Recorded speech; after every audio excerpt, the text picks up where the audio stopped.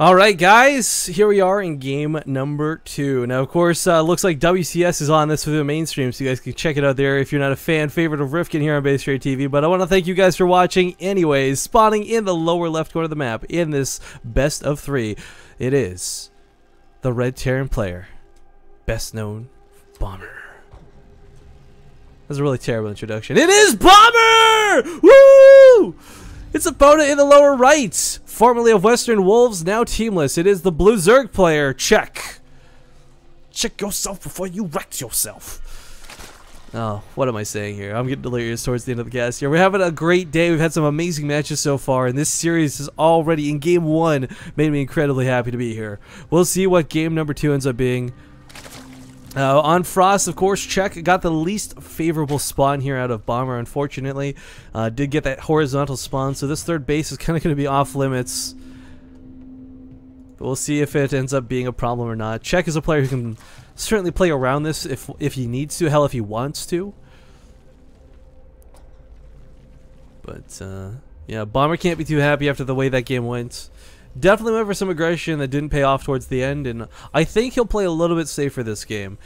But the engagements, man, every time he engaged at the start of the game, it went his way. Towards the end, though, when he couldn't drop, he couldn't multitask, he couldn't do all those wonderful things that Terran players love to do, really where he started to fall out.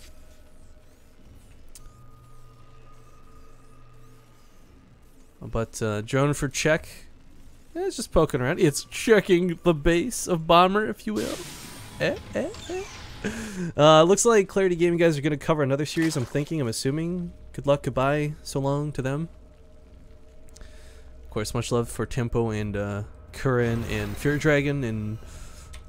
Wait, maybe they actually just straight up DC'd, or maybe they forgot their observer. I don't know. Either way, good luck to them for whatever cast they are covering. Drone from Check is going to chase Bomber's SCV, but not to much avail. It's not the biggest deal in the world, and nothing has died yet.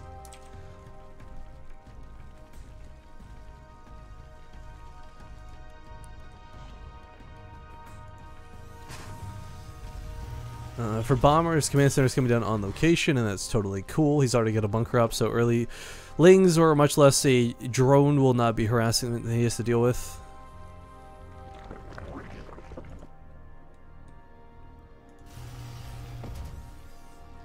For those who are, I guess, new to Game Heart and haven't seen it before, the overlay here. Well, it's not Game Heart Lite. We're just playing on the regular maps here, but you can always see the score displayed down here. So currently 1-0 is Check in this best of 3. Really got my fingers crossed that the Bomber can bring this back, not just because I'm Terran and not just because I love Bomber, but because I want to see more games out of these two players.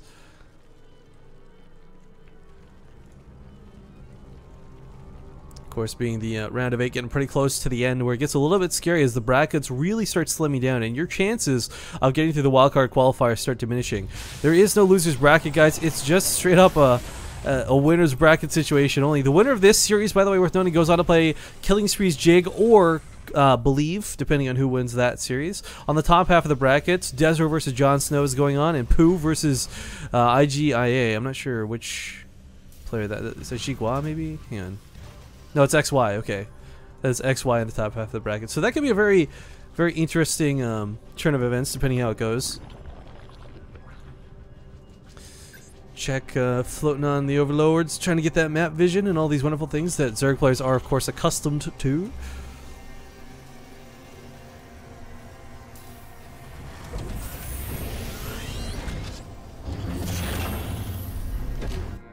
Third base coming up pretty quickly. I'm sorry, guys. It's just a slower opening here. Nothing too crazy or out of the ordinary.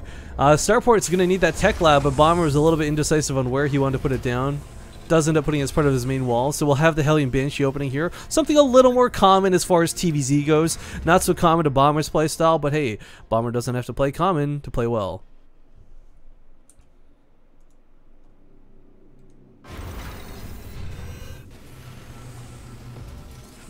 Swap that over in a second's time. We'll see how much you can get done. The problem, a really large problem with this, right, is the fact that the Banshees are so strong they can take on Queens already. You pair them up with Hellions, and 3 Queens can no longer fend off those Hellions.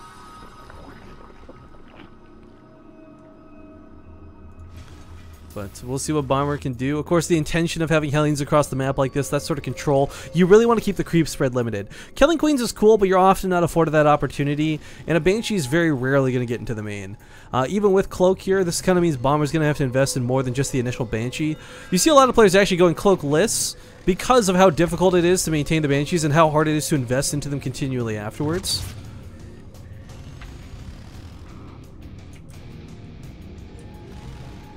Oh, sorry, camera spazzing out for a second there. Was just trying to slowly pan over and see the queen count, but nope. Mouse wants to freak out. 6 Hellions versus 3 queens has already been annoying to deal with. You pair up the Banshee with this, and it's going to be, quite frankly, possibly a problem for check. There's a bit of a choke here. If Bomber were to go around from the south, the queens may not be able to maneuver in position in time. We will see, though, as he looks like he is going to try and go around from the south here. You know, if he can actually hit the north with enough, draw the attention to the queens up here, and slip by with hell 4, much less 6 Hellions, that could devastate a drone line, but looks like he will just go full bore on these queens. There's some transfuses available, but the damage is going to be limited as he is focusing them down. No transfuse in that first queen. Second queen will fall as well. Banshee goes down, but now there's no queens, and these drones are all going to be forfeit. Bomber is, of course, going to chase these down, and Check tries to spread them, but not the easiest thing to do versus this many Hellions. So a nice amount of kills do go down, and the queens falling too was a huge bonus on top of this. Might get another queen. In fact, will get another queen. With 8 Hellions, this is way too many to deal with. 12 in total. A small counterattack looks like it did go off on the other side of the map, but the damage is somewhat limited.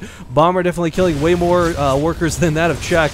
Check's got 24 more Lings coming out in a moment's time, but of course Lings versus Hellions, we know how well that goes. A second Banshee comes over, and there is a Spore Crawler, but he can fly right past this. In fact, he needs to fly right past this. There's no more queens available, however. Oh, Hellion's going to get surrounded by these Lings. He's got to be careful with this control, but he is massacring Bomber right now, guys. Sorry, not workers killed, but units killed. 43 Lings have gone down. The Hellions look like they're finally going to get cleaned up.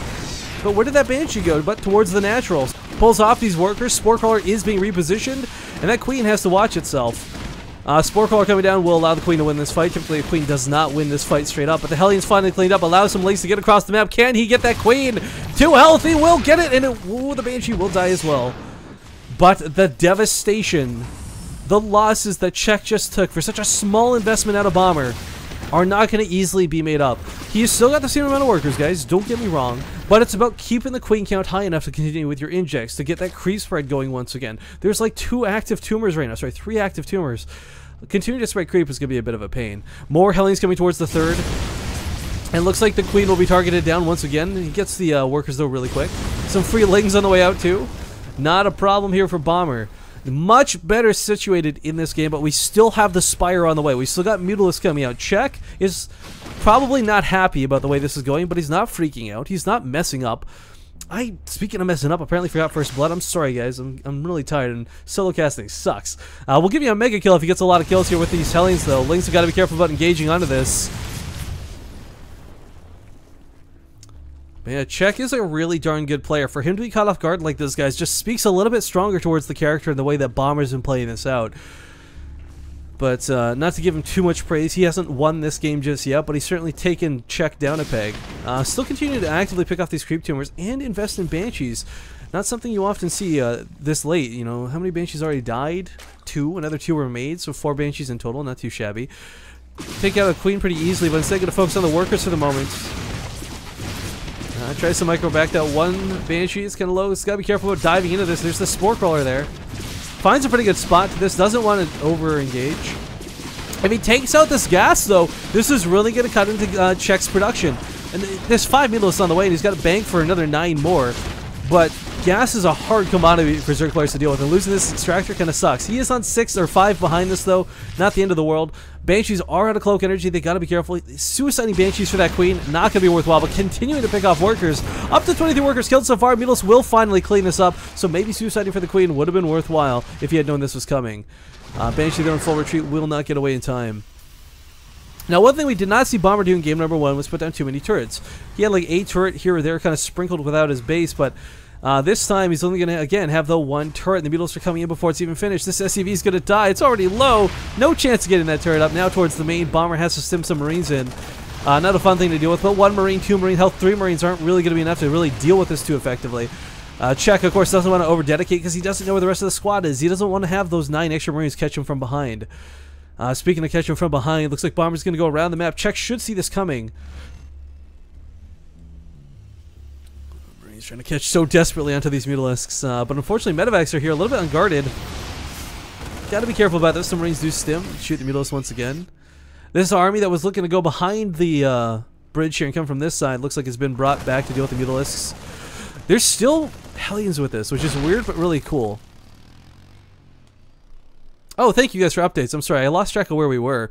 The winner of this game actually qualifies straight up. The loser drops down to play in a 5th place loser's bracket temporarily. So the information I gave before was not entirely correct. I forgot that it's top 5 qualify. So all the people who make it to the semifinals, guys, get through the wild card. They will be in Challenger League for WCS America. So thank you for that update in chat there, random guy. But cleans up a couple creep tumors, trades for a bit of banelings. Czech, not in a great spot to take on a huge army engagement, but Bomber doesn't have a huge army to bring to an engagement. His army's coming up rallied from behind. This initial push is spread out pretty nicely, and the Widow Mines are going to make this really difficult for Bomber, or sorry, for Czech to just straight up roll into this army. But there are a lot of banelings. There's 17 available, and another 17 hatching. Gets some pretty good connections off here, honestly, to begin with. Not the best trades, but still pretty darn good ones. But this isn't the bulk of the army. The bulk of the army is hiding and waiting for the banelings to be wasted on the Marauders, to be used up by the Widowmine hits. Mutalisks, of course, want to engage into this, but even losing just one, oh my god, with like 3 health in that regen. Yikes. Widowmines, of course, are not being focused fire, but instead spread against. Not getting the best connections off, but still picking off a queen here. Bomber is on the move. And of course, rallying across the map with his reinforcements. They are a little bit delayed. Not the end of the world, though.